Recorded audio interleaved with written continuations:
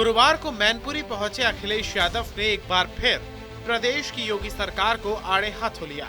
कानून व्यवस्था के सवाल पर अखिलेश यादव ने कहा कि भारतीय जनता पार्टी की सरकार में 100 माफियाओं की सूची कभी नहीं आएगी, क्योंकि जब भी सूची जारी होगी उसमें भारतीय जनता पार्टी के लोग सबसे ज्यादा होंगे। ये भारतीय जनता पार्टी की सरकार में 100 माफियाओं की सूची कभी नहीं आएगी, 10 माफियाओं की सूची कभी नहीं आएगी।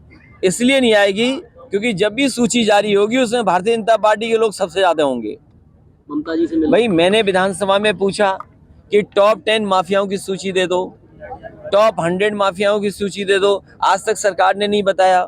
सरकार इसलिए नहीं बता रही है क्योंकि सबसे ज्यादा बीजेपी के लोग निकलेंगे। सपा अध्यक्ष ने यूपी में नवरात्र और रामनवमी के मौके पर दुर्गा सप्तशती पाठ के आयोजन को लेकर कहा कि मैनपुरी में जहां भी आयोजन होगा, समाजवादी पार्टी के लोग वहां जाकर प्रसाद ग्रहण करेंगे। लेकिन इस आयोजन के लिए सरकार से मिलने वाले बजट को लेकर अखिलेश ने एक बार फिर से योगी सरकार को घेर लिया।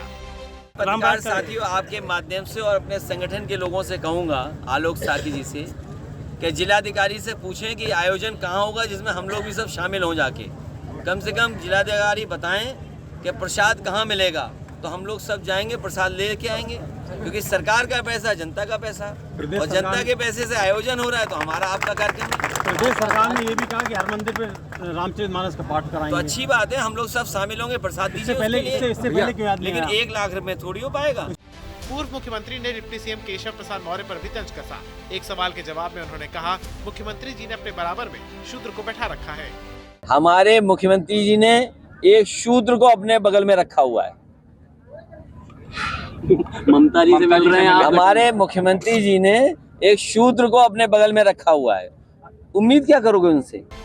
इस दौरान अखिलेश यादव से स्वामी प्रसाद मौर्य के रामचरितमानस को लेकर भी दिए गए ताजा बयान पर सवाल किया गया, तो उन्होंने कहा कि मुझे इसकी जानकारी नहीं है, जानकारी करूंगा आखिर उन्होंने क्या नया कहा है। मैं अभी जानकारी करूंगा क्या नया बोला है उन्होंने। ममता जी से मिल रहे हैं आप सर?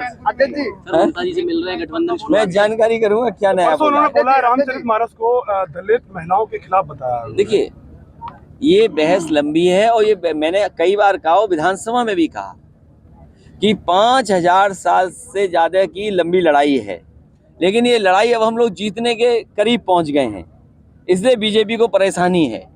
इसीलिए वो मुख्यमंत्री जी अपने बगल में एक शूद्र को रखते हैं और उससे बुलवाते हैं। भैया क्या माना जाए कि आप ये पूछिए क्या वो शूद्र हैं कि नहीं है।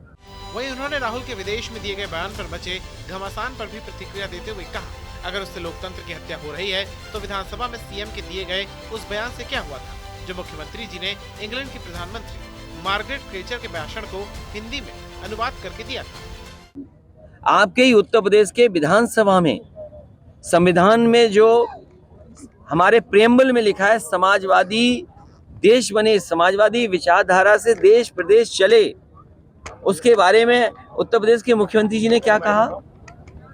उन्होंने वो कहा जो इंग्लैंड की एक प्रधानमंत्री ने कभी अंग्रेजी में भाषण दिया था।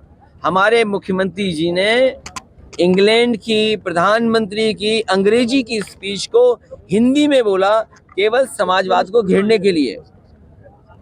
तो क्या ये संविधान का अपमान नहीं है? क्या बाबा साहब भीमराव अम्बेडकर जी का लिखा हुआ संविधान के खिलाफ नहीं बोल रहे हैं सरकार के लोग?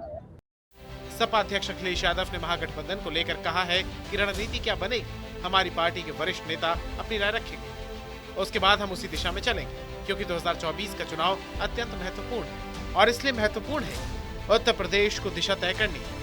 रणनीति क्या बनेगी, हमारी पार्टी के वरिष्ठ नेता अपने सुझाव, अपनी राय रखेंगे, उसके बाद हम उसी दिशा में आगे बढ़ेंगे, क्योंकि 24 का चुनाव महत्वपूर्ण है और इसलिए महत्वपूर्ण है कि उत्तर प्रदेश को दिशा तय करनी है। उत्तर प्रदेश ने ही प्रधानमंत्री बनाए हैं और उत्तर प्रदेश को ही आज पीछे छोड़ दिया। ये सरकार कह रही है कि केवल 100 में 4 लोग बेरोजगार हैं। क्या ये सच है? किसान की आय दोगुनी, बताओ, आलू भटक रहा है किसान, आलू की कीमत क्या दे रही सरकार? डीजल पेट्रोल महंगा, सिलेंडर दे नहीं पा रहे, और बिजली का बिल कितना महंगा है, और हर सड़क चौराहे पे, डिवाइडर पे सांड स्वागत कर रहे हैं। लोकसभा 2024 को लेकर विपक्षी दल अपनी रणनीति बनाने में जुटे हुए हैं। वहीं उत्तर प्रदेश की राजनीति में बीजेपी के किले को ध्वस्त करने के लिए विपक्षी दल अपनी अपनी रणनीति बनाने में जुटे हुए हैं, जिसमें अखिलेश यादव का सबसे अहम भूमिका मानी जा रही है।